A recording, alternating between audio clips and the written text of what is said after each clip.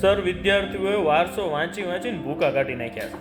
Yes sir, એ તો તમે જાણો છો, હું જાણું છું, અને વારસામાં ઘણા બધા ટોપિકમાં વિદ્યાર્થીઓ ગૂંચવાયેલા પણ છે કે સાહેબ આમાંથી ક્યાંથી કરવું, શું કરવું. જેમ કે નાટ્ય મંડળીઓ છે, નાટ્ય મંડળીઓ ક્યાંથી તૈયાર કરવી, આદિવાસી સંસ્કૃતિ આપી છે, આદિવાસી સંસ્કૃતિ વિશે તો સાહેબ થોથા બહુ બધા પડ્યા છે, પણ એમાંથી શું શું કામનું છે સાહેબ, આપણે એમાં તૈયાર શું કરવું, આવું બધા ઘણા બધા સવાલો છે. અને આ બધા માટે સાહેબ આપણે એક જ ઇલાજ છે.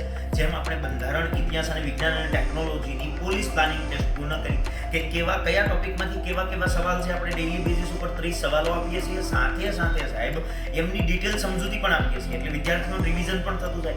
અને આવતીકાલથી જ સાહેબ, હું અત્યારે એ જ મહેનત કરી રહ્યો છું કે આવતીકાલથી તારીખ 28થી આપણે આ પોલીસ પ્લાનિંગ ટેસ્ટ અંતર્ગત સાંસ્કૃતિક વારસો શરૂ કરવા જઈ રહ્યા છે. અને સાહેબ સંપૂર્ણ સિલેબસના બધા જ ટોપિક છે, કુલ મળી 18 ટેસ્ટ ડિઝાઇન કરી છે સાહેબ.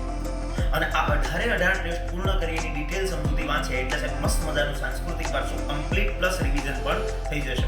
તો ઘણા બધા વિદ્યાર્થીઓ છે ઓલરેડી આ ટેસ્ટ સિરીઝમાં જોડાયેલા છે, જેને આપણે નામ આપ્યું છે પીપીટી એટલે કે પોલીસ પ્લાનિંગ ટેસ્ટ. અને અત્યારે થતા સાંસ્કૃતિક વારસામાં પણ જોડાઈ શકે છે, જેને અગાઉની ટેસ્ટો પણ ઓલરેડી મળવા પાત્ર રહેશે.